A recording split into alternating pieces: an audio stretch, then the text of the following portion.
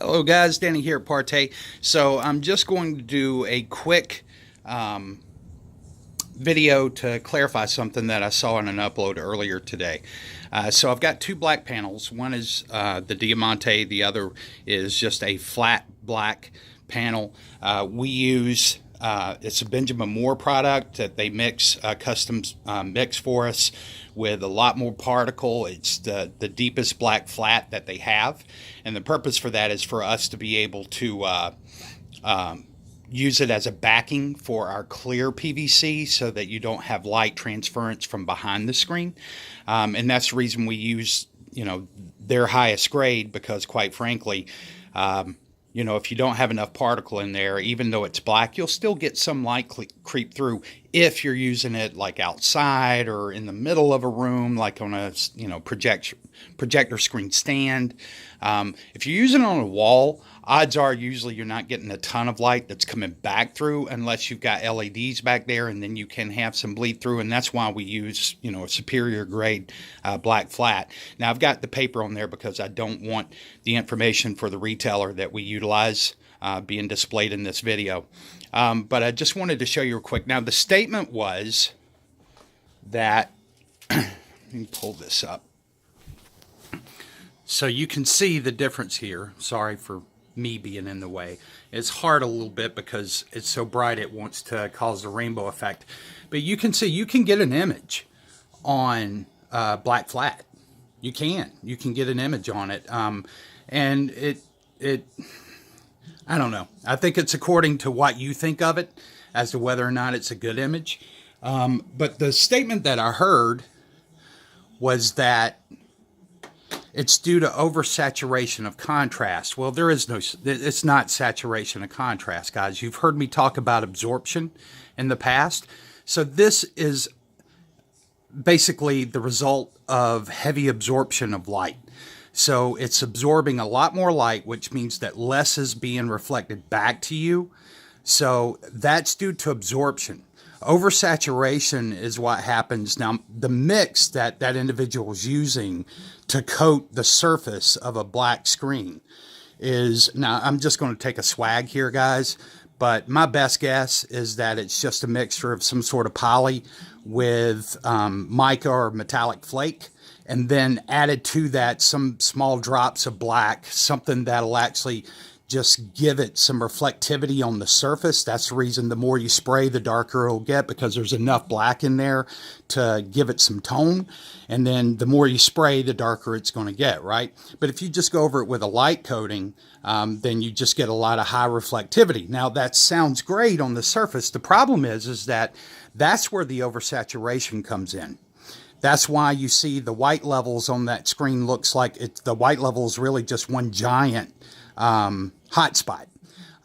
If you look around the edges, you can see bluish hues and things like that. The reason for that is because that metallic or that mica is going to give you oversaturation of color and oversaturation of brightness. And it's hard to, you're going to have to adjust all kinds of settings to try to bring that down. And then you're balancing, did you take too much light away to where it's absorbing most of the light that's hitting it? So you have to be really careful. We started working with those kind of things whenever we first got into it. And I say first got into it about a year ago. So when we first got in, we started using some of that just for the purposes of getting some reflectivity on the surface of the screen. So guys, I just wanted to make sure that we're talking the right language whenever we talk about projection. Be careful of these little superficial coatings like that. It's not that they don't work. It's just that they're not optimal. And I think that's where it really gets down to, what are you looking for? And I would challenge anybody who watches those kind of uploads to do one thing, and that would be turn the volume down all the way and just listen with your eyes. Watch the screen, look at the things that are going on with the imagery, and then make a conclusion, rather than listening to essentially what I consider akin to snake oil salesman, right? Somebody just keeps talking, always keep talking, because then you're always selling. And I would just be careful of that. And I would say do the same thing on our screens. Anybody out there, just turn the volume down, look at the imagery, and ask yourself, is it a good image? I mean, just at the end of the day, is it a good image? Now, right here where I did this, I just took a Lux reading over at the wall, and I'm going to move it over there in a second. But it was, if I can get it in here, 658. So it may be a little higher, a little lower right at the moment. I mean, that was just a few seconds ago, or maybe, let's see, we're 5 minutes into this, so it would have been about 5.5 minutes ago.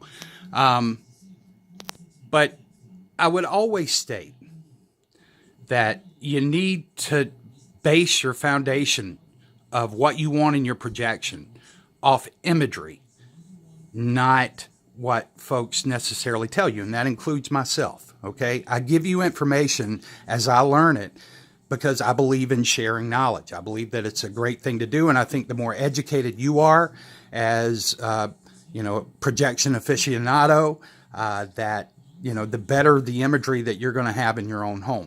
Now, I'm going to pause this real quick and move it back to the wall so you can see the difference. All right. So it's rather hard for me. There we go. So just to show you, the further back you're going to get, the more absorption is going to happen because you've got less light that's actually hitting that image. So that's just the difference between, and that's, heavy lux over there, guys. This is very, very heavy lux on a black screen. And this is effectively from about 14 feet away. So it's, nothing staged here. I just wanted you to see the difference between a flat black and the Diamante. It's not focused in. Probably should have done that before I displayed it. But there we go. So it'll give you some example. But, just be cautious of the things that you listen to. And the reason for that, and like I said, include me, vet my statements as well. And you can find a lot of information out there on the internet. Projector Central has a lot of information. I've mentioned before, AVS Forums has a lot of information. But I would just say do your homework and don't just trust somebody, including me. Don't just trust our opinions because there's... Obviously, you've seen where people have hijacked my channel. But on top of that, the recent events with the label fiasco, right? And you got to ask yourself, guys, you have to ask yourself, whether it was used in the video or not, why would a grown man, a supposedly grown, mature, professional man, copy a label off of an eBay account, take the time to print it out, put it on a can, and stage that can in a video if you're not trying to allude to something?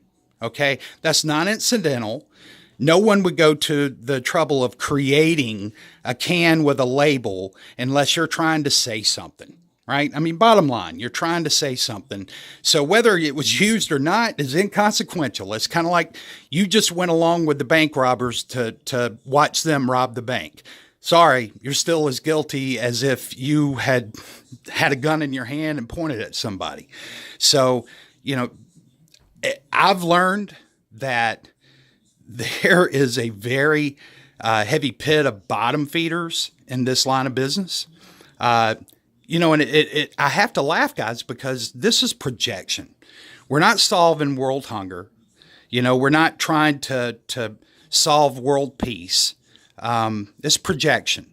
So if you're willing to stoop to those kind of levels to propel your business, then you got to ask yourself, what else are you being told that you can't trust?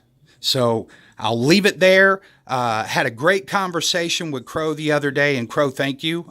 We had some great. It's always good to talk projection with a fellow projection mixer, screen maker. So we had some really good conversation, and once again, I want to thank you for that. But this is just, and I'm going to say it, this is in his defense, not that he needs it and he doesn't need it from me, but just as somebody who considers him a colleague in this field and one that I can trust. The bottom line is, in anybody who would go to that extent to try to defame your company, It's one thing to do a comparison and say, look, this is mine, this is theirs, and mine's better. But the bottom line is when you stoop to those kind of activities and events, it says a lot about you and your ethics, your moral core, and whether or not you should be trusted, period. Because if one thing is found to be a lie, one thing, right, it destroys, undermines the whole structure of your quote unquote facts. So, that's the reason we're really careful to try to stick to science here and leave my opinion in most cases out of it. All right. So you guys have a great day. It's good to be home back here on the Ponderosa, and we're going to be working on Vega, and hopefully we get that back out. I do have to go back out of town on Monday, but I'll be back very quickly. It's a family thing that we have that came up. So if I'm delayed a little bit, that's why, guys, because I apologize. There's multiple things that are going on, and it seems like every time something else gets introduced, it just kind of throws a monkey wrench into my scheduled plans. And I'm always a little too aggressive when it comes to dates anyway. That's one of my fallacies. So just know that as we move forward, I like to be very transparent with folks. You guys have a great day, and we'll talk to you later.